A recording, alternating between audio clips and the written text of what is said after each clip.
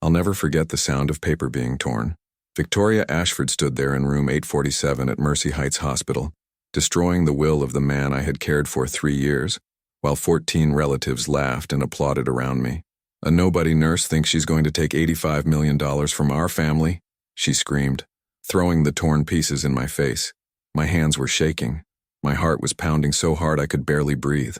But I didn't cry, because I knew something she didn't know. That will was a copy. The original had been protected in the registry office for 6 months, and Richard Thornton had left me absolutely everything. What happened over the next 8 months would change Victoria's life in ways she never imagined. Comment if you've ever had to stay calm when someone tried to humiliate you. But first, let me take you back to the beginning of this story. 3 years and 2 months earlier, I walked into room 512 at Mercy Heights for the first time. I was 34 years old, had been a registered nurse for 9 years, and had just accepted a private care position for a patient named Richard Thornton. The hospital coordinator had been oddly specific during my interview. "Mr. Thornton is 71 years old," she said carefully. "He has stage 4 pancreatic cancer. Prognosis is 18 to 24 months. He's requested minimal family contact.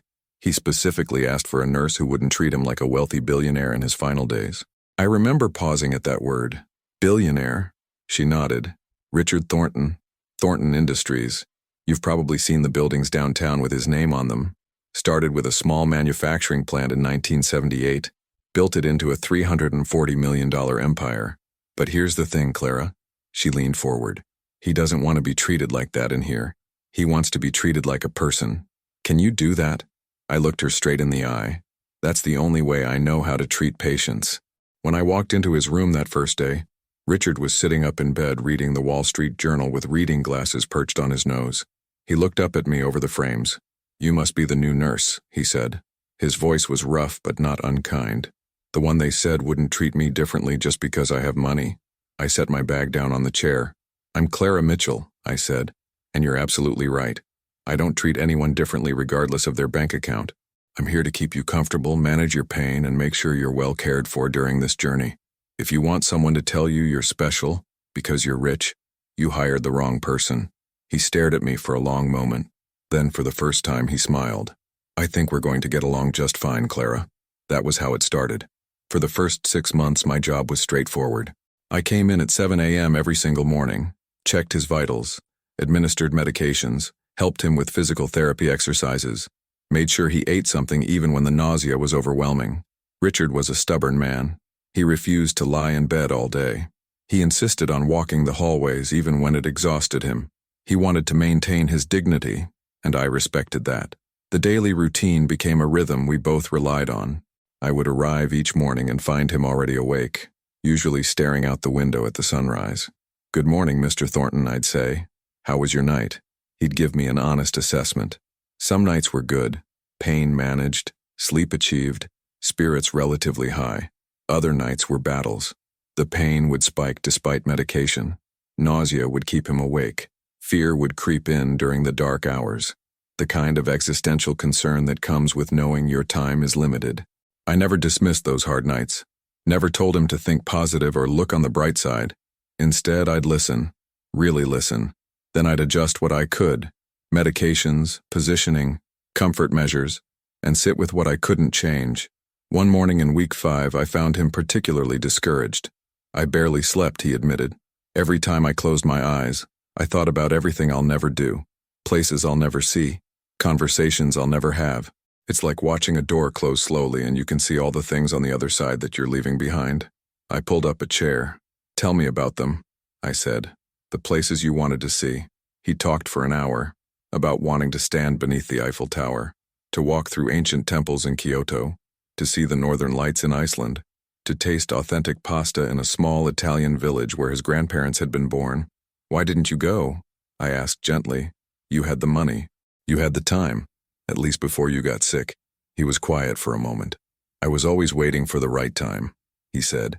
"After this deal closes, after this expansion finishes, after I retire. But the right time never came. Or maybe I was afraid. Afraid of what? Afraid that if I stopped working, stopped building, stopped achieving, I'd realize that's all I was. That without the company and the success, there was nothing interesting about Richard Thornton." He looked at me. That's difficult to admit, isn't it? No, I said. It's human. We all build identities around what we do. But you're more than your work, Mr. Thornton. You're someone who loves classical music and debates the merits of Hemingway. You're someone who tries to hide his pain because you think dignity means suffering in silence. You're someone who's honest enough to admit regret. Those things are interesting. Those things are you. He smiled slightly. You have a gift for making someone feel less alone, Clara. That's the job, I said. But it's also the truth. I remember one particular morning in week 3. His blood pressure was 148/95, elevated from his normal baseline. His pain level was a 7 out of 10, which he tried to hide. I caught him wincing when he thought I wasn't looking. You're in pain, I said, not asking, telling. On a scale of 1 to 10, where are you really? I'm fine, he said. That stubborn set to his jaw that I was already learning meant he was lying. Mr. Thornton, I said firmly, I can't help you if you lie to me, and we both know you're not fine. So I'll ask you again. Pain level. Real number. He sighed, defeated. 7, he admitted. Maybe 8 when I try to move. I adjusted his medication, brought him the heating pad, repositioned his pillows. That's better, he said after 20 minutes, his body finally relaxing. Thank you, Clara, for not letting me be stubborn about this. That's my job, I said. Keeping you comfortable and calling you out when you're being unrealistic about your own health. He laughed, which turned into a cough, which I had to help him through. When he finally caught his breath, he looked at me with something like gratitude. Most people would have just accepted my answer, he said. Most people don't want to argue with the wealthy patient. I'm not most people, I said. And you're not just a wealthy patient. You're a patient who deserves honest care. Those early weeks established our dynamic. I didn't treat him like he was fragile. I treated him like he was human. When he was stubborn, I pushed back. When he was scared, I acknowledged it instead of pretending everything was fine. When he needed to vent his anger at the unfairness of cancer, I let him, without judgment. But I also celebrated the small victories. Days when his pain was manageable. Mornings when he actually had an appetite. Afternoons when he managed to walk the entire length of the hallway without needing to rest. These moments mattered, and I made sure he knew it. You made it to the nurse's station and back today, I'd say. That's further than yesterday. Don't patronize me, Clara, he'd grumble. I'm not patronizing you, I'd reply. I'm acknowledging progress. There's a difference. Tomorrow you might not make it that far. Today you did. That matters. He'd grunt, but I could see the small smile he tried to hide. But something was wrong, and I noticed it within the first 2 weeks. Nobody visited him. I mean nobody. I'm not talking about no visitors for a day or two. I'm talking about weeks turning into months with not a single family member walking through that door. I started keeping a mental log because it bothered me so much. Week 1, 0 visitors. Week 2, 0 visitors. Week 3, his niece Victoria called the nurse's station asking about his condition but didn't come in. Week 4, still nothing. The other nurses noticed too. I overheard them talking at the station one morning. Have you seen anyone visit Mr. Thornton? One asked. Not once, another replied. And he's been here almost a month. That's not right. Family should visit. By month 3, I couldn't stay quiet anymore. I was adjusting his IV one morning when I finally asked. Mr. Thornton, I said carefully. I don't mean to pry, but I've noticed you don't get many visitors. Do you have family in the area? He was quiet for a long moment, staring out the window at the city skyline. The morning light cast shadows across his face, making him look older, more tired. I have family, Clara, he said finally. Quite a lot of it, actually. Brothers, sisters, nieces, nephews, cousins.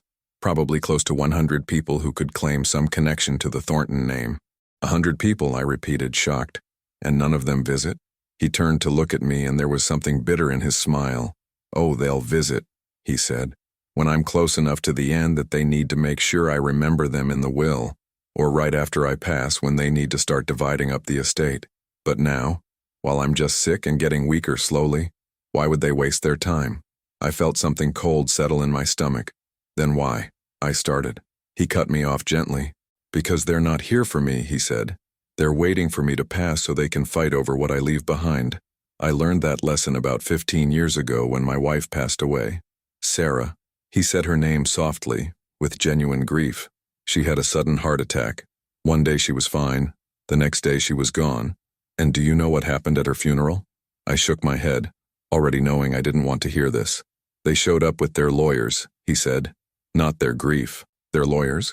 Victoria cornered me at the wake to ask about updating my will now that Sarah was gone. My brother Michael asked if I'd considered what would happen to the company when I passed. My cousin Janet asked if Sarah had left any jewelry I wasn't using. He laughed, a harsh, bitter sound. That's when I knew. My family didn't love me. They loved my money, and they were just waiting for me to pass so they could have it. That's terrible, I said quietly, meaning it. He looked at me then, really looked at me. That's family, Clara. At least that's what mine became when money entered the equation. He paused. But enough about that. Tell me about your family. Do you have people who actually care about you? The question caught me off guard. I found myself talking, really talking, in a way I hadn't with a patient before. I told him about my mother, Maria, who had passed from breast cancer when I was 23 years old. She fought for 2 years, I said.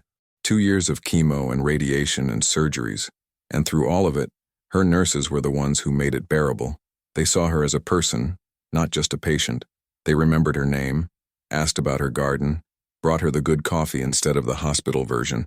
I became a nurse because of them, because I wanted to be that person for someone else. Richard listened intently, not interrupting. I told him about my younger sister Emma, who was 28 and struggling through nursing school. She's working 2 jobs, I said. Waitressing at night, working retail on weekends, trying to study in between. She's exhausted all the time. Her grades are slipping because she doesn't have time to study properly. But she can't quit the jobs because she can't afford tuition otherwise. We don't have family money to fall back on. It's just us. What about your father? Richard asked gently. I shook my head. He left when I was 8. Didn't want the responsibility of a family. We haven't heard from him in 26 years. So it was just Mom, me and Emma. And now it's just me and Emma. I told him about my small apartment in the affordable part of town, the one with thin walls where I could hear my neighbors arguing at 2 a.m., about my 15-year-old Honda Civic that broke down twice a month and cost more to fix than it was worth, about my $87,000 in student loans that I'd been paying off for 9 years and would be paying off for at least another decade. I make $52,000 a year, I said, which sounds like a lot until you subtract taxes and rent and car repairs and student loans and helping Emma when she can't make rent. I'm 34 years old and I have $200 in my savings account. If my car completely breaks down, I'm in trouble. Richard listened to all of it without judgment, without pity, just genuine interest. And from that day forward, something shifted between us. The next morning, he asked me more questions. Tell me about your mother's garden, he said. You mentioned it yesterday. So I did. I told him about her tomatoes, which she grew in containers on our tiny apartment balcony because we couldn't afford a house with a yard. About her herbs, basil and oregano and thyme, that she'd use to make pasta sauce from scratch because it was cheaper than buying jarred sauce. About how she'd give away half of what she grew to neighbors who had even less than we did. She sounds like a remarkable woman, Richard said. She was, I replied. She taught me that wealth isn't about money. It's about what you give when you have nothing left to give. Richard was quiet for a long time after that. Then he said, I wish I'd learned that lesson earlier. Another morning, he asked about Emma. How long does she have left in school? 2 more years, I said. If she can hold on that long. She's thinking about dropping out. The debt is piling up and she's not sure she can make it. What if she could finish? Richard asked. What kind of nurse does she want to be? Pediatric, I said. She loves kids. Always has. She used to volunteer at a children's hospital before nursing school got too demanding. She'd read to the kids, play games with them, make them laugh when they were scared. That's her calling. Richard nodded thoughtfully but didn't say anything more. I didn't realize at the time that he was already making plans. We started talking about everything. Philosophy, politics, books, music, regrets, dreams.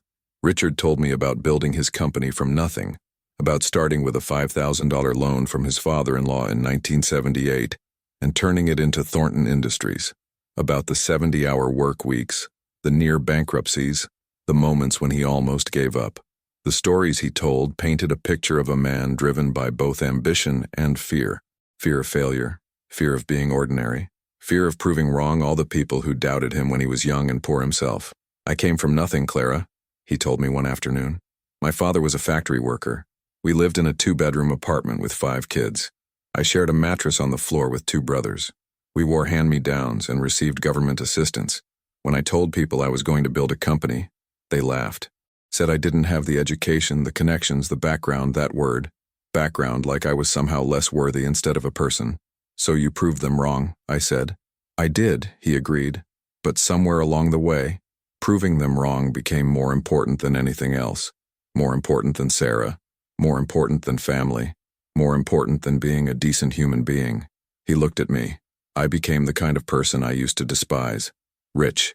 Disconnected. Thinking money made me better than everyone else. But you're recognizing that now, I said. That counts for something. Does it? He asked. Does recognizing your mistakes matter if you never fixed them while you had the chance? I thought about that. Yes, I said finally.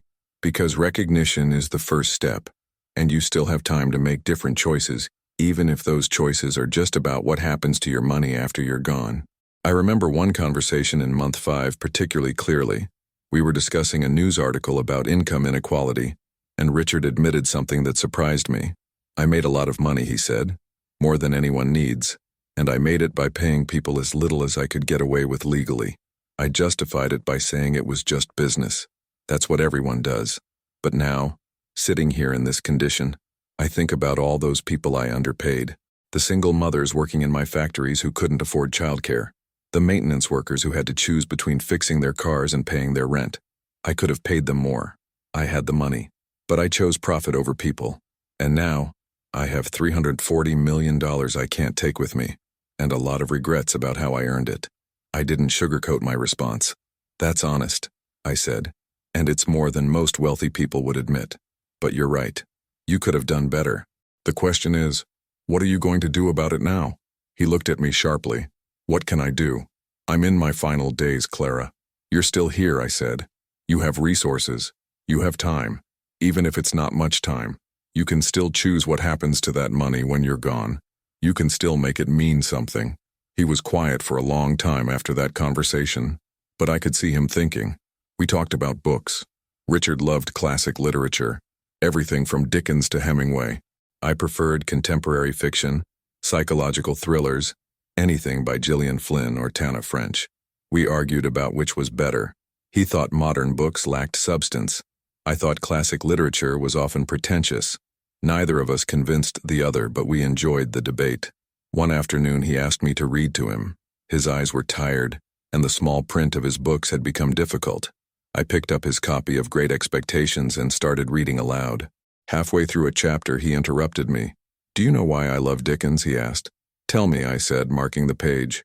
Because he wrote about people nobody else wanted to write about, Richard said. Orphans, factory workers, the poor, the forgotten. He made them the heroes of his stories when society treated them as invisible. He looked at me. You do the same thing, Clara. You see people everyone else overlooks. The patient without family visits. That's why we understand each other. I felt tears prick my eyes. That might be the nicest thing anyone's ever said to me, Mr. Thornton. It's just the truth, he replied. We talked about music. He liked classical. Bach, Beethoven, Mozart. I liked everything from pop to rock to country. One afternoon in month 6, I brought in my phone and made him listen to Dolly Parton. Just one song, I said. You might surprise yourself. He listened to 9 to 5 with a skeptical expression that gradually softened into something like appreciation. Okay, he admitted. That's actually quite good. The lyrics are smarter than I expected. Don't sound so shocked, I said, grinning. Country music isn't just tractors and beer. Some of it's about working-class struggle and economic injustice. Things you're supposedly reflecting on. He laughed. Point taken, he said. The next day he asked me to play more, so I made him a playlist.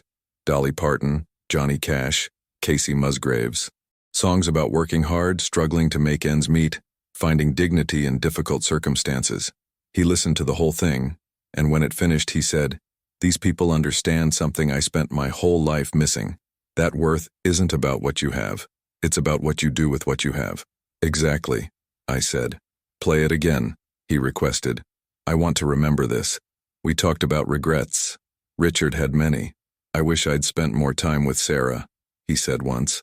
I was always working, always chasing the next deal, the next expansion, the next million. And then she was gone, and I had all this money and success and nobody to share it with. What's the point of building an empire if you're alone in it? He told me about their last conversation. She asked me to take a day off, he said. Just one day. She wanted to drive to the coast, watch the sunset, have dinner at this little restaurant she loved. And I said no. I had a meeting, an important meeting that I'm sure I can't even remember now. That was 3 days before her heart attack. I never got another chance. I'm so sorry, I said quietly.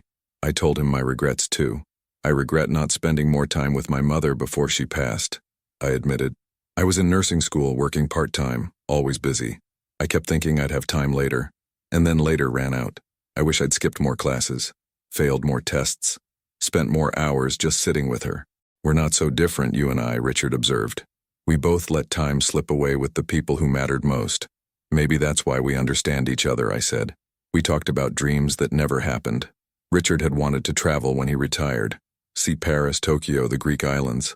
I always said I'd do it when I had time, he said sadly. But I never had time. And now I never will. What would you have wanted to see most? I asked. He thought for a moment. The Sistine Chapel, he said. I've seen pictures, of course, but I wanted to stand there and look up at Michelangelo's ceiling, to see what one man created with his own hands, to feel small in the face of something beautiful. I pulled out my phone and found a virtual tour. It's not the same, I said, but maybe it's something. We spent an hour exploring the Sistine Chapel through my phone screen. Richard cried quietly. Thank you, he whispered. You gave me a piece of my dream. I had wanted to go back to school, get my master's degree, maybe become a nurse practitioner. But I can't afford it, I said, and by the time I pay off my current loans, I'll be too old to justify taking on more debt. You're 34, Richard said. That's not too old for anything. Maybe not, I agreed. But when you're drowning in debt and barely making rent, dreams feel like luxuries you can't afford. The more we talked, the more I realized something. Richard and I weren't that different. He'd spent his life chasing money at the expense of relationships. I was spending mine struggling without money, watching it damage my relationships in different ways. Emma and I barely talked anymore because she was always working, and I was always working, and neither of us had energy left for family.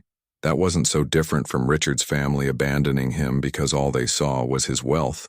Money, or the lack of it, was affecting both of us, just in different ways. I never sugar-coated my opinions, and he appreciated that.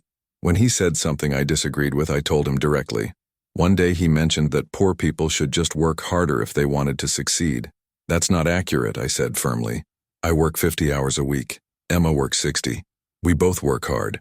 The difference is you started with opportunities we never had. A loan from family, a safety net, connections. We don't have those things. So working hard for us means barely surviving. Working hard for you meant building wealth. It's not the same thing. He was quiet for a long moment.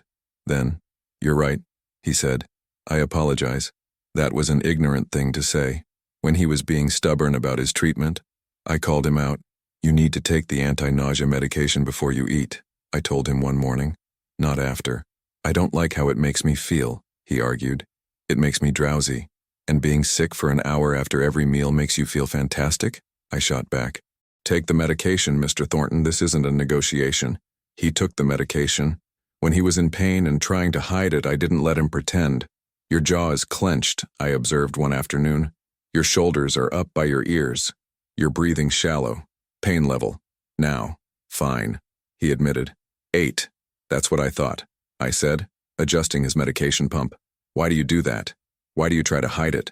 Because I'm tired of being weak, he said quietly. I've spent 71 years being strong, being in control, and now I can't even control my own body. At least if I don't complain about the pain, I can pretend I still have some dignity. My heart broke a little. Mr. Thornton, I said gently, asking for pain relief isn't weakness. It's survival, and you don't need to prove anything to me. I already see your dignity. It's not in suffering silently. It's in facing this with honesty. He looked at me with something like gratitude.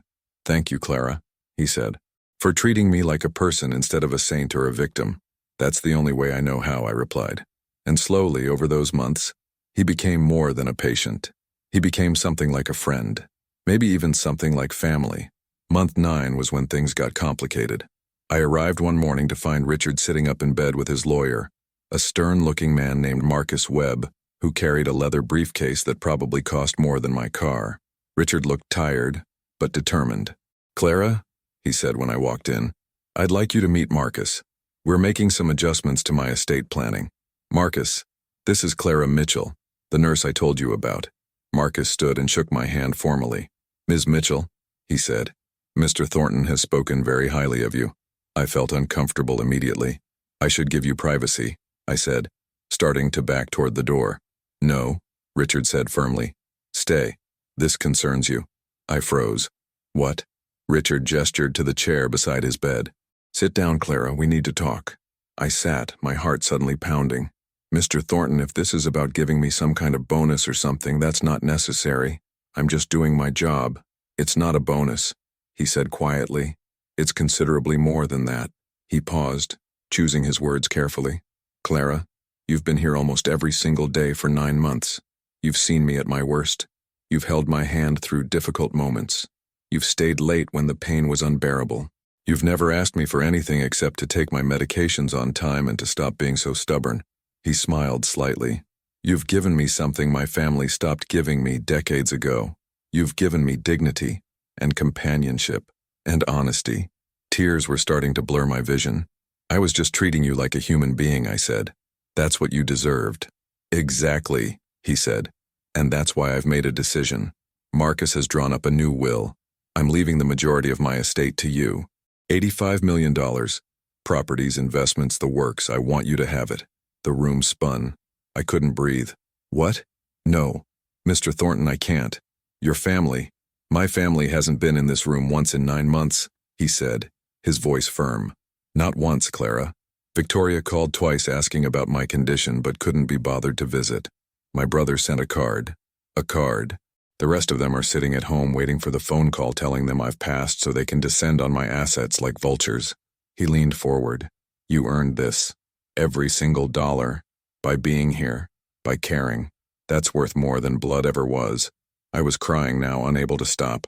This is too much, I whispered. People will think I manipulated you. They'll say I took advantage.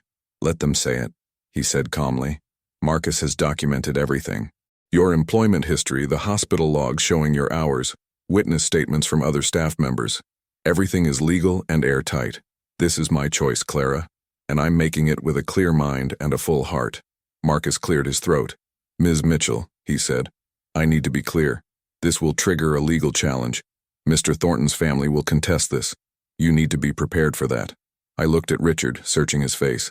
Are you sure? I asked. Are you absolutely sure you want to do this? He took my hand, his grip surprisingly strong for someone so ill. I've never been more sure of anything in my life, he said.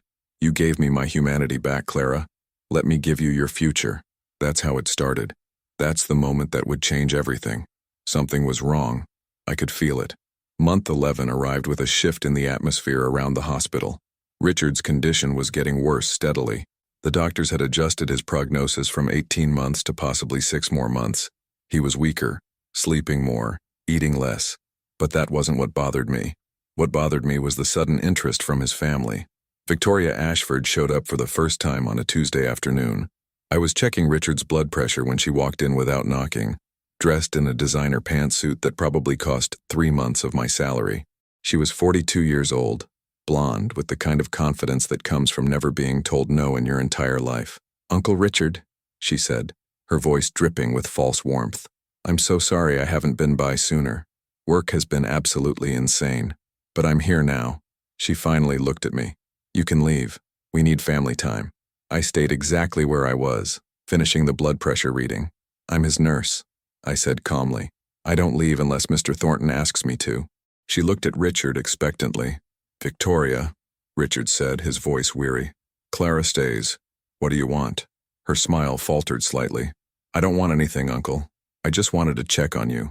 See how you're doing. Make sure you're being well taken care of. She glanced at me with barely concealed disdain. I'm being taken care of just fine, Richard said. Clara's been here every day for almost a year. Where have you been? The temperature in the room dropped 10 degrees. I've been busy, Victoria said tightly. Running a company, managing properties. Some of us have responsibilities. So does Clara, Richard said. And she still shows up. Victoria's jaw clenched. She forced another smile. Well, I'm here now. We should discuss some things. Estate planning. Your wishes. Making sure everything is in order. Everything is in order, Richard said. Marcus has handled it all. I'd like to review it, Victoria said. Just to make sure. That's none of your concern, Richard replied. Not until I've passed. And I'm still here. The visit lasted another uncomfortable 10 minutes before Victoria left, but not before giving me a look that could freeze blood. As soon as she was gone, Richard sighed heavily. That's what I've been dealing with my entire life, he said quietly. People who only care when there's something to gain. He looked at me. Don't let her intimidate you, Clara. This is going to get worse before it gets better. He was right. Over the next 2 months, family members started appearing like roaches when you turn on the light. Victoria came back 3 more times, always asking about the will, always trying to get me out of the room. Richard's brother Michael showed up once, stayed for 15 minutes, spent the whole time on his phone. Cousins I'd never heard of suddenly materialized with stories about family gatherings from 30 years ago. The nurses started talking. I overheard conversations at the station. Have you seen how many Thorntons are suddenly visiting? One nurse said. Money makes people shameless. Another replied. That poor man is in his final days and all they care about is his bank account. But through it all, I just kept showing up. 7 a.m. every morning. Nights when he couldn't sleep. Weekends when the pain was unbearable. I was there. Month 13 arrived with a crisis. Richard collapsed in the bathroom at 3 a.m. The night nurse called me at home, worried. You need to come in, she said. He's asking for you. He won't let us call his family. He only wants you. I drove to the hospital going 20 miles over the speed limit, my heart in my throat. When I got to his room, he was back in bed, pale and weak but alive. Clara, he whispered when he saw me. You came. Of course I came, I said, taking his hand. You scared me. I need to tell you something, he said urgently, in case something happens. The will is registered. Marcus has the original. There are copies in the safe deposit box. You need to know this. When I pass, they're going to come for you. Victoria especially. She thinks she deserves everything because she's family. She doesn't know I changed the will. Nobody does except Marcus, me, and you. You're not going anywhere tonight, I said firmly. But I understand. Promise me something, he said, gripping my hand with surprising strength. Promise me you won't let them bully you. You earned this, Clara. Not through manipulation, through presence, through caring about another human being. That's more valuable than any blood relation. I promise, I said, tears streaming down my face. But you have to promise me something too. You have to fight. You have to stay here as long as you can. He smiled weakly. I'll try, he said. For you, I'll try. He held on for another 8 months. 8 months of ups and downs, good days and terrible days, moments of hope and moments of despair. But through it all I was there, and through it all, his family continued their sporadic, self-serving visits. The end came on a Wednesday morning in early October. I arrived at 6:30 a.m. earlier than usual because something had told me to come in. When I walked into his room, I knew immediately. His breathing was different, shallower, slower. Dr. Morrison, the attending physician, was already there. He looked at me with sad, knowing eyes. Today, he said quietly. Maybe hours. I pulled a chair next to Richard's bed and took his hand. I'm here, I said softly. I'm right here. His eyes opened, unfocused at first, then finding me. Clara, he whispered. Good. I was waiting for you. Don't talk, I said. Save your strength. No, he said, his voice barely audible. Need to say this. Thank you. For everything. For seeing me. For staying. For caring. You gave me peace, Clara. Real peace. Don't let them take that away from you. I'm not going anywhere, I whispered. He smiled, just slightly. I know, he said. That's why you get everything. At 9:47 a.m., Richard Thornton took his last breath. I was holding his hand when he passed away, and that's when everything exploded. Victoria burst through the door at 10:15 a.m., followed by what looked like half the Thornton family tree. Where is he? She demanded. Where's my uncle? Doctor? Morrison stepped forward. Ms. Ashford, he said gently. I'm very sorry, but Mr. Thornton passed away about 30 minutes ago. We were just about to call family members. Victoria's face went through a strange series of expressions. Shock, grief, and then something that looked almost like relief. Then she noticed me, still sitting beside the bed, Richard's hand still in mine. What is she still doing here? Victoria said, her voice rising. Get out. This is family time. You're just the help. I stood slowly, carefully placing Richard's hand on his chest. I'm his nurse, I said quietly. I was with him when he passed.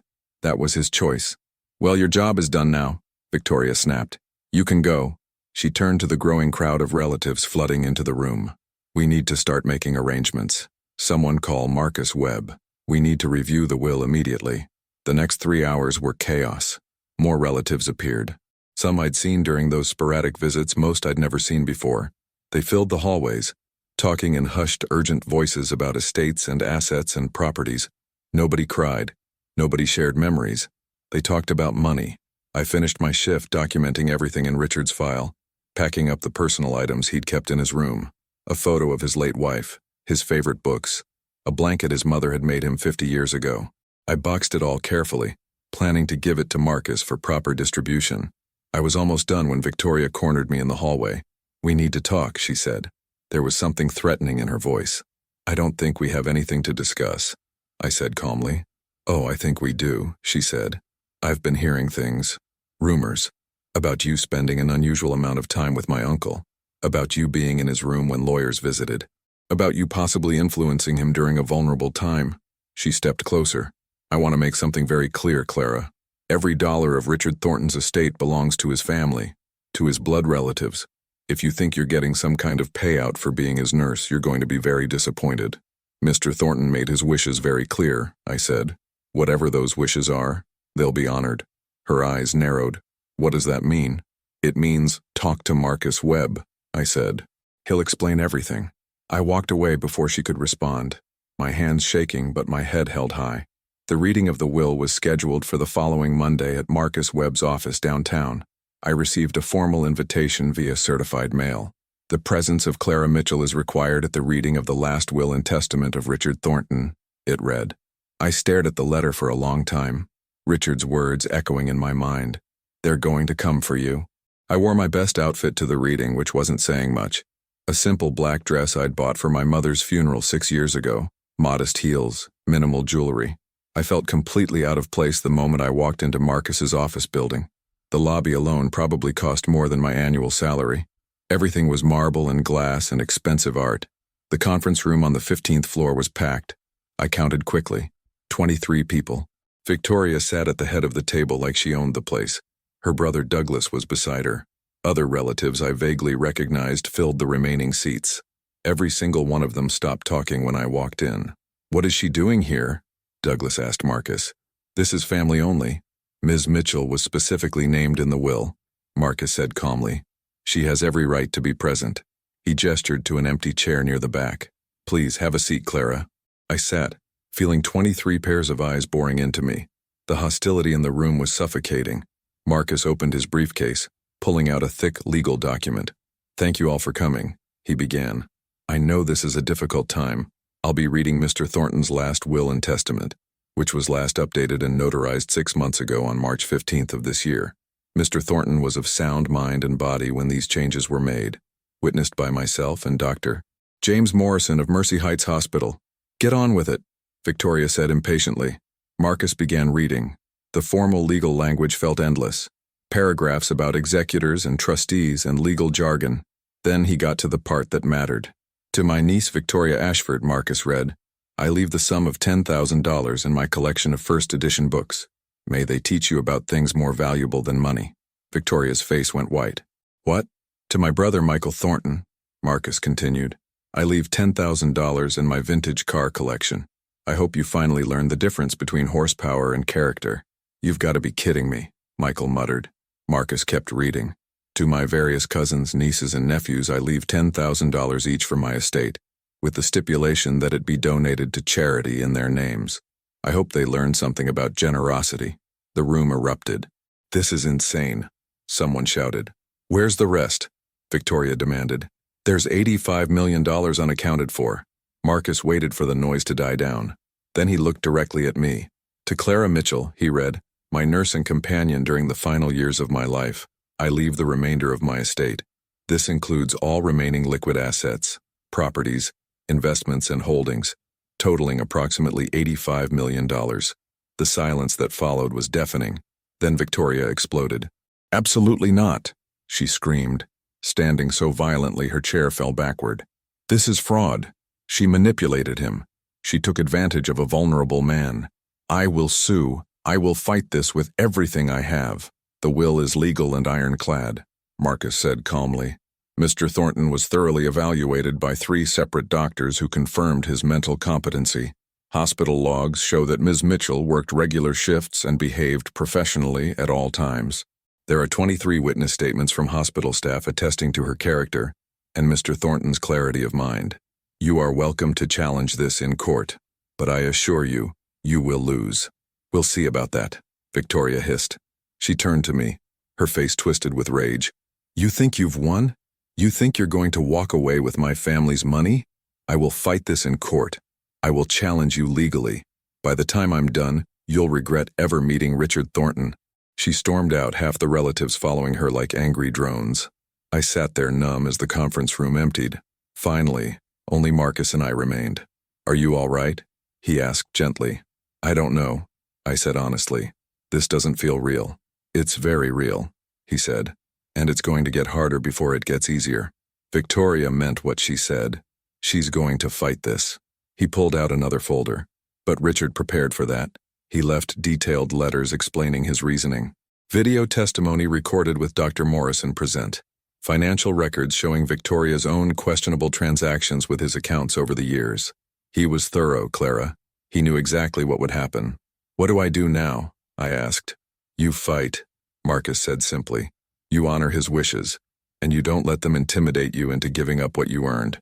Walking out of that building, I felt the weight of $85 million and 100 angry relatives pressing down on me. This was just the beginning. The lawsuit came exactly 2 weeks later. I was served at my apartment on a Tuesday evening. Thornton Family Trust versus Clara Mitchell. They were suing to overturn the will based on claims of undue influence, mental incompetence, and fraud. The document was 47 pages long and absolutely brutal in its accusations. They called me a predator, a manipulator, someone who had systematically isolated Richard from his family for the purpose of stealing his fortune. Reading it felt like being punched in the stomach over and over again. The accusations were specific and cruel. They claimed I had prevented family members from visiting by scheduling treatments during normal visiting hours, that I had manipulated a confused, medically compromised man into believing his family had abandoned him, that I had deliberately isolated him and created a dependency that I exploited for financial gain. They submitted witness statements from family members I'd never met, claiming they'd tried to visit but I'd turned them away. They included photographs of Victoria at various family gatherings, attempting to prove she was a loving, devoted niece who cared deeply for her uncle. They questioned every conversation I'd had with Richard, every moment alone in his room. They suggested that I had systematically worked to turn him against his family, while positioning myself as his only source of comfort and care. But Marcus had warned me this would happen. He'd already assembled a legal team, corporate lawyers who specialized in estate law, investigators who could document everything, experts who would testify to Richard's mental clarity. This is going to be expensive, Marcus warned me in our first strategy meeting. Probably $2 to $3 million in legal fees by the time it's over. But we'll win. The evidence is overwhelming. Use the estate funds, I said. That's what Richard would want. He knew this was coming. He prepared for it. The legal process was grueling. Depositions, document reviews, interrogations that lasted hours. They questioned every single interaction I'd had with Richard, every conversation, every moment alone in his room. They tried to paint me as someone who had calculatedly wormed my way into a vulnerable man's life for financial gain. Victoria's lawyer was particularly aggressive, a woman named Patricia Hendricks, who specialized in will contests. She had a reputation for being ruthless, and she lived up to it. Ms. Mitchell, she said during my first deposition, leaning forward with a focused intensity, isn't it true that you spent an unusual amount of time with Mr. Thornton? More than a typical nurse would spend with a patient? I spent the time required to provide quality care, I replied calmly. 16-hour shifts? She pressed. Overnight stays? That seems excessive for a private duty nurse. Mr. Thornton had severe pain episodes that required round-the-clock monitoring, I explained. I stayed when he needed me. That's my job. Or perhaps she suggested you stayed because you were cultivating a relationship that you hoped would be financially beneficial. I stayed because he was terrified and in pain and alone, I said firmly. Money never entered my mind. Really? She said skeptically. You never thought about the fact that you were caring for a billionaire? That never crossed your mind? Of course I knew he was wealthy, I said. Everyone knew that. But it didn't change how I treated him. I would have provided the same care regardless of his bank account. She smiled coldly. We'll see what the evidence says about that. But we had evidence they didn't expect. Hospital security footage showing Victoria and other family members visiting a combined total of 11 times over 3 years. 11 visits in 3 years. Meanwhile, the hospital logs showed I had been there 1,027 days, sometimes for 8-hour shifts, sometimes for 16 hours when Richard was in crisis, sometimes overnight when he was terrified and in pain. We had testimonies from other hospital staff. Dr. Morrison testified that Richard had been adamant about his wishes and had been evaluated by 3 separate psychiatrists who all confirmed his mental clarity. Nurses testified that I had always maintained professional boundaries, that I had never asked Richard for money or gifts, that I had often paid for small personal items out of my own pocket because I didn't want to bill them to him. One nurse, Jennifer Martinez, gave particularly compelling testimony. I worked the night shift, she said on the stand. I was there all those times when Ms. Mitchell came in at 2 a.m. or 3 a.m. because Mr. Thornton was having a crisis. She never complained, never asked for extra pay. She just came because he needed her, and I saw how he looked at her, with gratitude and trust. That's not manipulation, that's care. Another nurse, Robert Chen, testified about the family visits. I was at the nurse's station, he said, when Victoria Ashford came in for one of her rare visits. She spent 15 minutes with her uncle, and 10 of those minutes she was on her phone. When she left, Mr. Thornton told me, she didn't ask how I was feeling.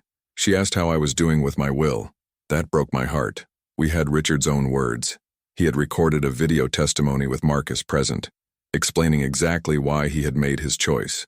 I'm doing this with a clear mind and a full heart, Richard said on the video, his voice weak but determined. Clara Mitchell gave me 3 years of dignity, companionship, and genuine human kindness. My family gave me nothing except expectations and greed. I'm leaving her my estate because she earned it, not through manipulation, through presence. The video was powerful. Watching it in the courtroom, I cried. So did several jury members. Richard looked directly into the camera and said, I know my family will contest this. I know they'll accuse Clara of manipulation, but I want the record to show that I am making this decision freely, with full understanding of what I'm doing.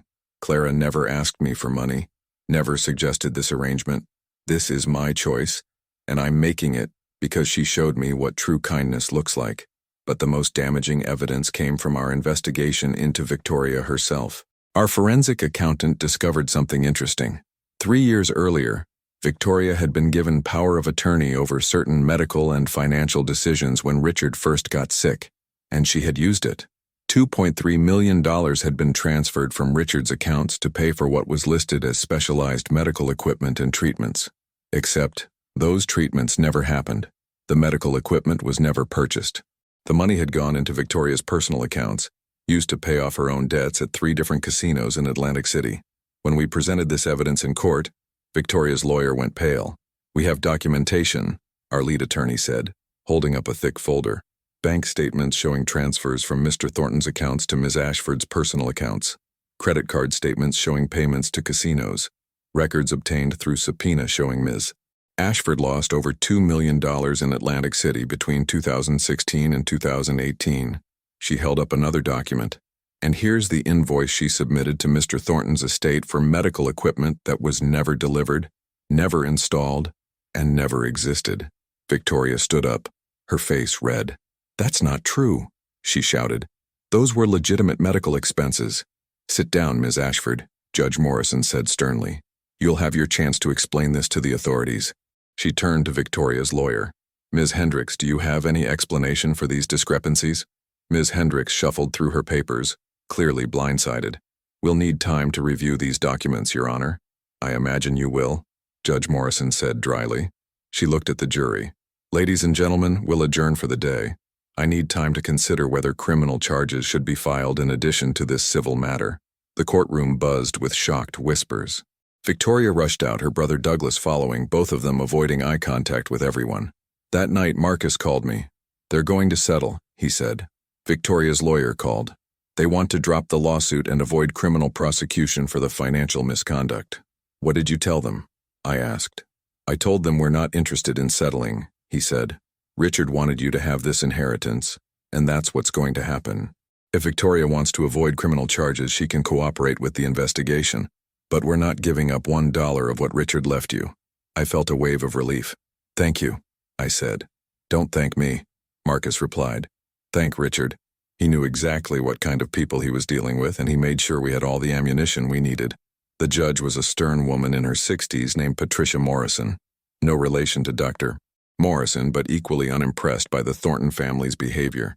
She reviewed the evidence for 3 days before calling everyone back into her courtroom. The courtroom was packed. Every Thornton family member who'd shown up to the will reading was there, plus several more. The media had gotten wind of the case, and reporters lined the back rows. I sat at the defendant's table with Marcus and our legal team, trying to keep my hands from shaking. "I've reviewed all submitted evidence thoroughly," Judge Morrison said. "Hospital logs, financial records, witness testimonies, and Mr. Thornton's own recorded statement." She looked directly at Victoria. "I've also reviewed evidence of financial misconduct by Victoria Ashford, including the unauthorized transfer of $2.3 million from Mr. Thornton's accounts for fictitious medical expenses." Victoria stood up. "Your Honor, I can explain." "Sit down," Judge Morrison said coldly. "You had power of attorney, which Mr. Thornton granted in good faith, and you abused it to pay your personal debts. The irony of you accusing Ms. Mitchell of financial manipulation is not lost on this court." She turned to me. "Ms. Mitchell," she said, her voice softening slightly, "I find no evidence of undue influence, manipulation, or fraud on your part. The evidence shows consistent professional care over a 3-year period. Mr. Thornton's mental clarity is well documented. His wishes were explicit and legally sound." She paused, looking down at her notes. Furthermore, she continued, "I find the testimony from hospital staff particularly compelling. Multiple witnesses testified to Ms. Mitchell's professional behavior, her dedication to Mr. Thornton's care, and her character. In contrast, the evidence shows that the Thornton family, particularly Ms. Ashford, demonstrated a pattern of neglect and financial exploitation." Victoria's lawyer tried to interrupt. "Your Honor, if we could just—" "I'm not finished," Judge Morrison said sharply. She looked back at me. "Ms. Mitchell, Mr. Thornton chose you as his heir because you provided something his family failed to provide. Genuine care and companionship during the most difficult period of his life. That is not manipulation. That is humanity. And it is exactly what inheritance should reward." She banged her gavel once. "The will stands. Ms. Mitchell is the legal heir to Richard Thornton's estate." Case dismissed. The courtroom erupted. Victoria was screaming. Relatives were shouting. Lawyers were trying to calm people down, but I just sat there, tears streaming down my face, Richard's voice echoing in my memory. "Don't let them take this away from you." I hadn't. I'd fought, and I'd won. Marcus leaned over and squeezed my hand. "It's over," he said. "You did it." "No," I replied, wiping my eyes. "Richard did it. I just held on." Judge Morrison wasn't finished. She called for order, and when the room finally quieted, she continued, "I am also recommending that the district attorney's office investigate the matter of the $2.3 million transferred from Mr. Thornton's accounts. Ms. Ashford, you should expect to be contacted by law enforcement." Victoria's face went white. Her lawyer started to say something, but she grabbed his arm and rushed out of the courtroom. Most of the family followed, shooting hostile glares at me as they left. But a few stayed behind. Richard's brother Michael approached me hesitantly. "Ms. Mitchell," he said quietly, "I want you to know, I think Richard made the right choice. I wasn't there for him. None of us were. You were." He held out his hand. "I'm sorry for everything my family put you through." I shook his hand, too surprised to say much. "Thank you," I managed. He nodded and left, leaving me standing there with Marcus and our legal team. "We need to celebrate," one of the lawyers said. "This is a huge victory, but I didn't feel like celebrating. I felt exhausted and sad and overwhelmed. Richard should have been here to see this," I said quietly. "He should have known his wishes were honored. He knew," Marcus said gently. "That's why he fought so hard to make sure everything was documented. He knew exactly what would happen, and he made sure you'd win. But winning came with consequences I hadn't anticipated. The media found out about the case 3 days after the ruling.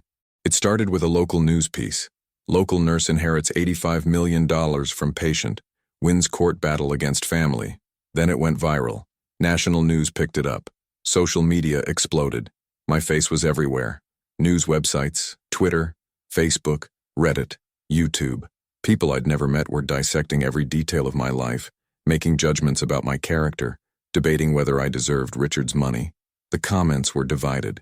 Half the people were supportive, saying things like, "She earned it by actually caring for him when his family abandoned him, and this is what love looks like, and it's worth more than blood." The other half were critical. They wrote things questioning my motives and suggesting I had taken advantage.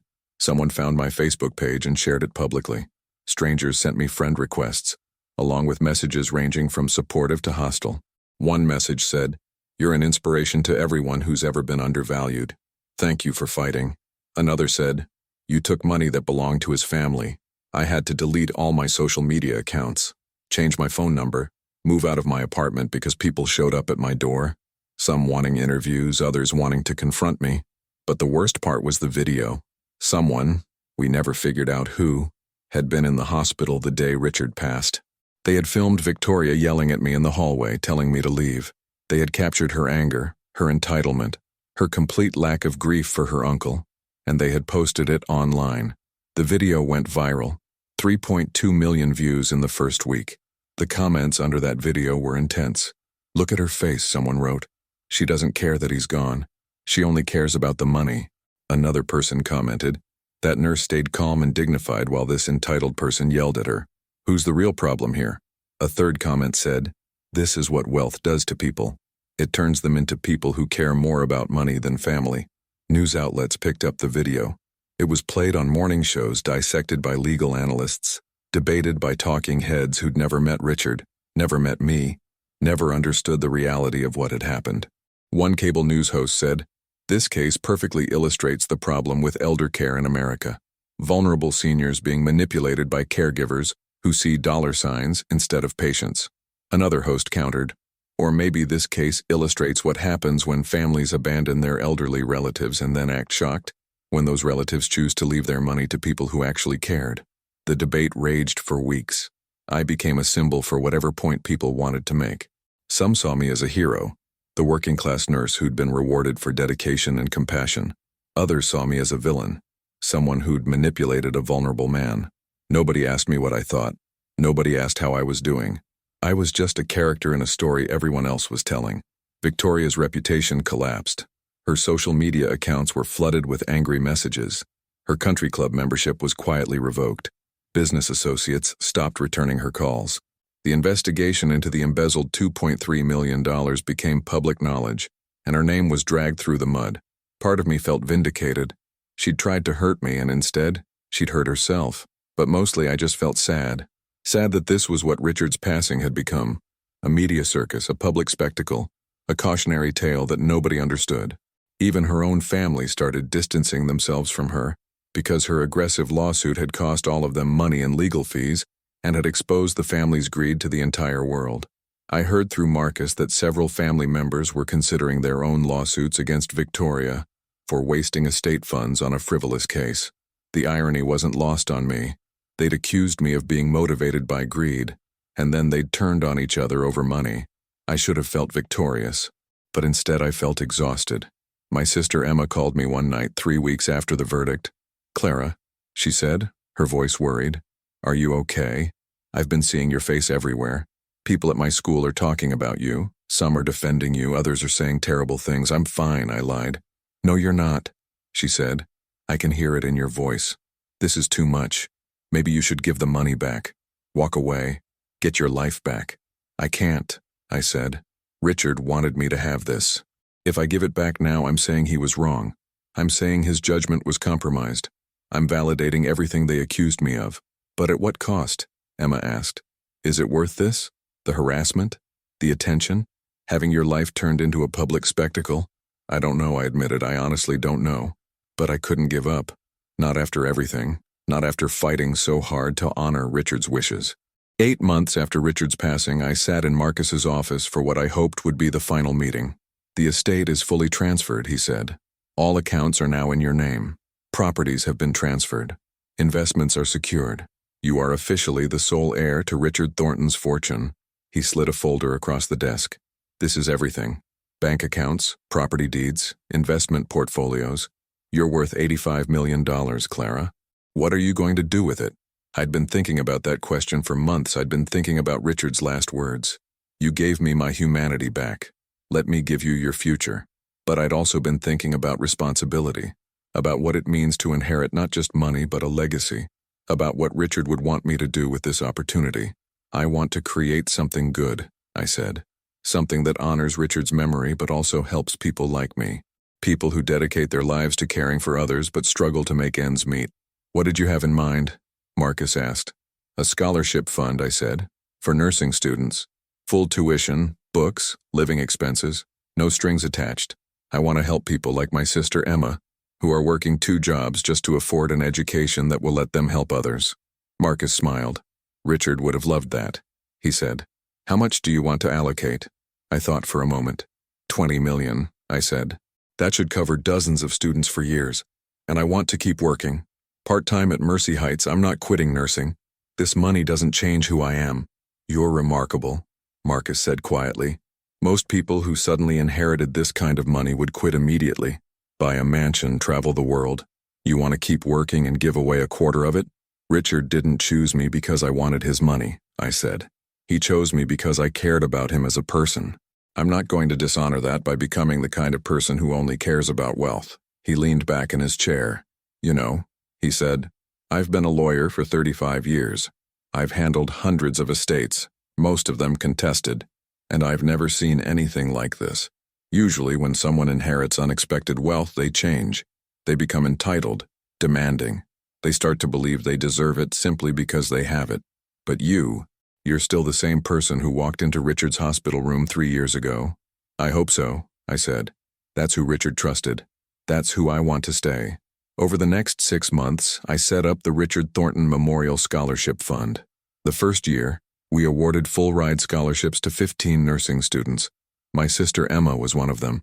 When I told her, she cried for an hour straight. You did this, she sobbed. You changed my life. Richard did this, I corrected. I'm just making sure his gift keeps giving. The scholarship application process was important to me. I didn't want just students with perfect GPAs. I wanted students like Emma, people who were working multiple jobs, struggling to stay afloat, choosing nursing because they genuinely wanted to help people, not because it was a lucrative career. The application asked questions like, why do you want to be a nurse? Describe a time when you provided care for someone with no expectation of reward. What does compassion mean to you? We received over 300 applications the first year. Reading them broke my heart in the best way. Student after student wrote about caring for sick grandparents, volunteering at homeless shelters, working as nursing aides while going to school. They wrote about choosing nursing despite the long hours and modest pay, because they couldn't imagine doing anything else. These were Richard's people, and now they were mine. I bought a modest house, not a mansion, just a comfortable 3-bedroom home in a safe neighborhood with a small garden where I could grow tomatoes like my mother used to. I paid off my student loans, all $87,000, in one payment. The relief was indescribable. I donated $1 million to Mercy Heights Hospital to upgrade their cancer ward. They named a wing after Richard, the Richard Thornton Compassionate Care Wing. I attended the dedication ceremony, and when they unveiled the plaque, I cried. I also helped people quietly. Sarah, the night shift nurse who had called me when Richard collapsed, was drowning in medical debt from her son's cancer treatment. I paid it off, all $340,000. I told her it was from an anonymous donor because I knew she'd never accept it if she knew it was from me. When she found out months later, Marcus accidentally let it slip. She showed up at my house in tears. Why? She asked. Why would you do that for me? Because Richard taught me something, I said. He taught me that money is just paper unless you use it to help people. You were there for him when he needed you. This is me being there for you. Marcus, the janitor who had always brought Richard extra blankets and had taken time to talk with him when no one else would, was 3 months behind on his mortgage and facing foreclosure.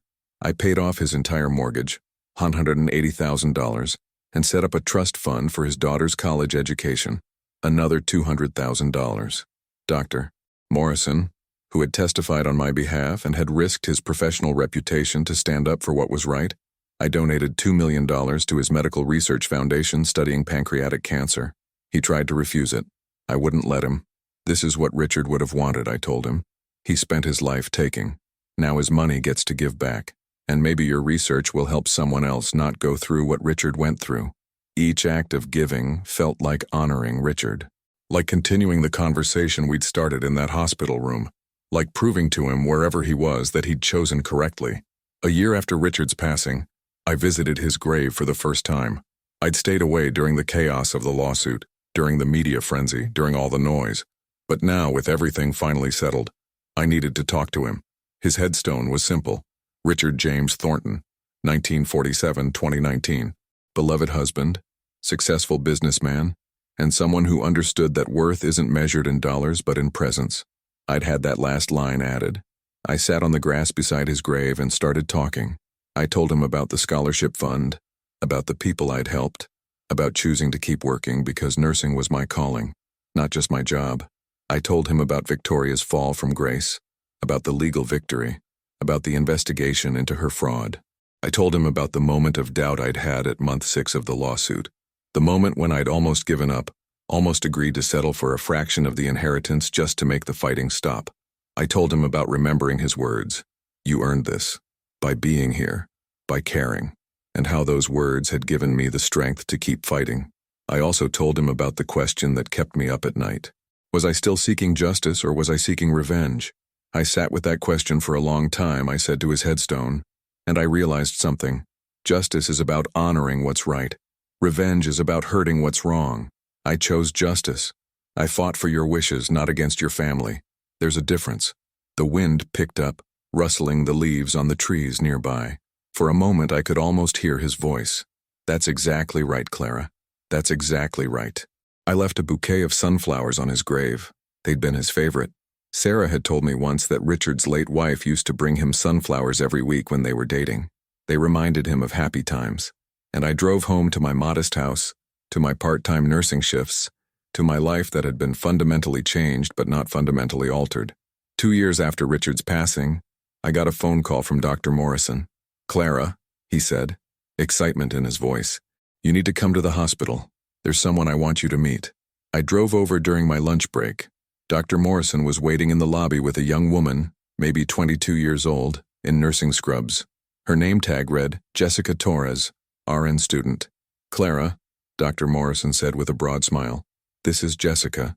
She's one of your scholarship recipients, top of her class, and she just accepted a position here at Mercy Heights. Jessica looked at me with tears in her eyes. Ms. Mitchell, she said, I just want to thank you. I was going to drop out of nursing school. I was working 3 jobs and failing my classes because I was too exhausted to study. Then I got the notification about the scholarship, full tuition, living expenses, books, everything. She wiped her eyes. You changed my life. You made this possible. I took her hands. You did this. I said firmly. You're the one who worked hard, who studied, who chose this profession because you wanted to help people. I just removed some financial obstacles. The rest was all you. She hugged me. Thank you, she whispered. Thank you for seeing us, for understanding what it's like. That's when it hit me. That's what Richard had done for me. He'd seen me. He'd understood that I was struggling, that I was dedicated, that I deserved better than what life had given me. And he'd removed the obstacles. And now I was doing the same thing for others. That's justice, I realized. Not revenge against the people who wronged you, not hurting those who hurt you, but lifting up the people who deserve better, creating opportunities, removing obstacles, seeing people. Over the following months, I met more scholarship recipients. Each one had a story. Maria, whose mother was undocumented and couldn't help with college costs. David, who had aged out of foster care and had no family support. Keisha, who was caring for her disabled younger siblings while trying to get through school. They were all Richard's people, people the system had overlooked, people who worked harder than anyone should have to work just for a chance at a decent life, people who chose nursing not because it paid well, it didn't, but because they genuinely wanted to help others. Every time I met one of them, I thought about Richard's question in month 5. What are you going to do about it now? This, I thought. This is what I'm doing about it. The scholarship fund is in its 5th year now. We've helped 73 nursing students so far. 15 of them work at Mercy Heights. 3 of them have already paid forward their good fortune by volunteering to mentor current students. The fund has become bigger than I ever imagined. Other donors have contributed. Medical professionals who heard about Richard's story. former patients who wanted to honor nurses who'd cared for them. Even some wealthy individuals who, like Richard, recognized that their money could do more good helping others than sitting in a bank account. We now have an endowment of $35 million. The original $20 million I contributed, plus $15 million from other donors. It will fund nursing scholarships in perpetuity. Long after I'm gone, Richard's legacy will continue helping people who choose compassion over profit. Victoria Ashford moved to another state. I heard through Marcus that she's working as a sales associate at a department store, having burned through her remaining inheritance with legal fees and bad investments. Her brother Douglas reached out once, 2 years after everything settled, with an awkward apology. I accepted it but declined his invitation to reconnect. Some bridges aren't meant to be rebuilt. The criminal investigation into the embezzled $2.3 million resulted in Victoria pleading guilty to fraud. She was sentenced to 3 years probation and ordered to make restitution. She'll be paying that money back for the rest of her life. Part of me felt sorry for her. She'd hurt herself through greed and entitlement. But mostly I felt sad that Richard had been right about his family all along. I'm 39 years old now. I still work 3 shifts a week at Mercy Heights. I still drive a modest car, though I upgraded from the Honda Civic to a reliable Toyota Camry. I still live in my comfortable but not extravagant house. The money sits in investments, growing, funding scholarships, helping people quietly and carefully. I date occasionally. Nothing serious yet. Some men are intimidated by the money. Others are too interested in it. I'm waiting for someone who sees me the way Richard did, as a person, not a bank account. Emma graduated at the top of her nursing class. She's now working in pediatric oncology, exactly where she wanted to be. She credits the scholarship with saving her life and her career. Without it, she would have dropped out, accumulated impossible debt and given up on her dreams. That alone makes everything worth it. All the harassment, all the media attention, all the court battles. If nothing else came from Richard's gift, helping Emma would be enough. But so much more has come from it. Last month I got a letter. It was from Victoria's daughter, Charlotte, who I'd never met. She was 19 years old, starting college, and she'd heard the whole story from her mother.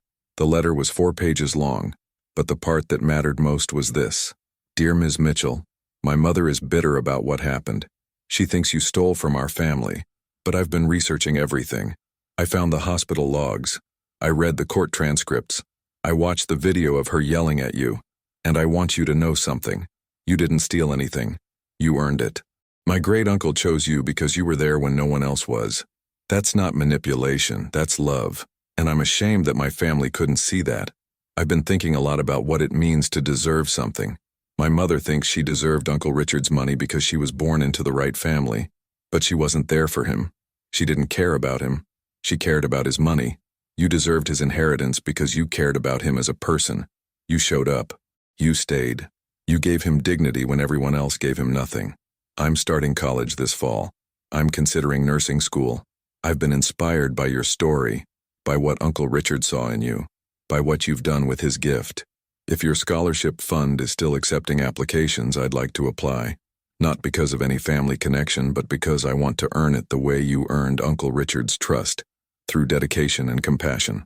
Thank you for being the person Uncle Richard needed. And thank you for showing me what it really means to deserve something. Sincerely, Charlotte Ashford. I cried reading that letter. Then I wrote back. I told her that I didn't hate her mother, that I understood the pain of loss and the complexity of family and money. I told her that forgiveness is possible even when relationships aren't restored. And I told her something Richard had told me. Worth isn't measured in dollars but in presence. I also told her that the scholarship fund was absolutely accepting applications, and that I'd be honored to consider her, but she'd be evaluated like everyone else, on her commitment to nursing, her understanding of compassion, her dedication to helping others. Family connection wouldn't help her, but it wouldn't hurt her either. She wrote back again 2 weeks later. She'd submitted her application. She'd written an essay about watching her great-uncle pass away surrounded by relatives who cared more about his money than his life, and realizing she wanted to be different. She wanted to be the kind of person who showed up for people when they needed it most. Her application was strong. Her essay was moving. Her recommendations from volunteer coordinators at a homeless shelter and a senior center demonstrated genuine commitment to service. The scholarship committee, which I deliberately don't sit on to avoid conflicts of interest, selected her as one of next year's recipients. When I called to tell her, she cried. "I don't deserve this," she said. Yes, you do, I replied. Not because of who your great-uncle was, because of who you've chosen to be. You earned this, Charlotte, just like your great-uncle wanted people to earn things. Through presence, through caring, through showing up. It's ironic, isn't it? I said.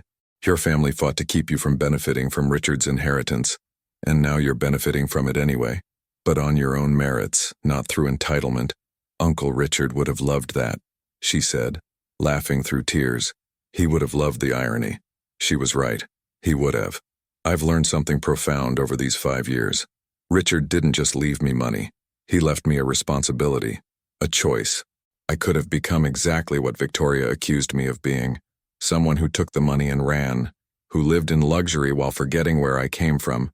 Instead, I chose to honor what Richard saw in me, the dedication, the compassion, the understanding that wealth means nothing if it doesn't create positive change in the world.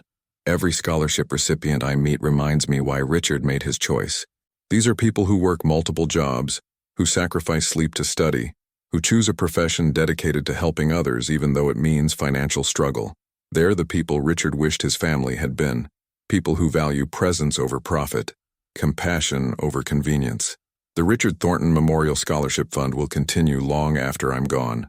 I've set it up to be self-sustaining, with professional management and clear guidelines. Generations of nurses will benefit from Richard's final act of defiance against a family that valued money over humanity. And every time I walk through the halls of Mercy Heights, every time I check a patient's vitals or hold someone's hand through a difficult moment, I remember that I'm still that same person Richard met in room 512. The money didn't change me. It just gave me the ability to help more people. I think about Richard often, about our conversations about regrets and dreams and worth, about the day he told me he was leaving me everything and I couldn't breathe, about his last words. You gave me peace, Clara. Real peace. I hope I gave him that. I hope in those final 3 years, surrounded by someone who genuinely cared, he felt seen and valued and loved. Not for his money, for himself. That's what he gave me in return. He saw me. A struggling nurse drowning in debt, working herself to exhaustion, caring for others while barely caring for herself. He saw me, and he decided I deserved better. Victoria was wrong about everything. She thought inheritance was about blood, about family connections, about who deserved wealth based on genetics. Richard knew better. Inheritance is about recognizing who shows up, who cares, who sees another person's humanity and honors it. That's what I did for him. And now, through the scholarship fund, through the lives I touch, through the students I help, that's what I'm doing for others. Sometimes I wonder what Richard would think if he could see what his gift became. Not just a life changed, mine, but dozens of lives changed. Hundreds eventually, maybe thousands over time. I think he'd be proud. I think he'd say, "That's exactly right, Clara. That's exactly what I hoped you'd do." And I think he'd smile that slight smile he had when he was particularly pleased about something. The smile I saw the day I made him listen to Dolly Parton. The smile I saw when I called him out for hiding his pain. The smile I saw the last time he looked at me before he passed away. Worth isn't measured in dollars, but in presence. The people who show up, who care, who stay when things get hard, those are the people who truly inherit what matters. Richard left me $85 million. But that's not what I inherited. I inherited his understanding that money is meaningless without compassion. I inherited his regret about choosing profit over people, and his determination to do better. I inherited his recognition that worth comes from presence, not possessions. I inherited his story, and I'm making sure that story continues, not as a cautionary tale about greedy families and opportunistic nurses, but as a testament to what happens when someone sees your humanity and honors it. Every nurse I help through the scholarship fund carries a piece of Richard's legacy. Every patient I care for receives the gift of being seen as a person, not just a diagnosis. Every time I choose compassion over convenience, presence over profit, I'm honoring what Richard taught me. That's the greatest inheritance, not the money, the lesson.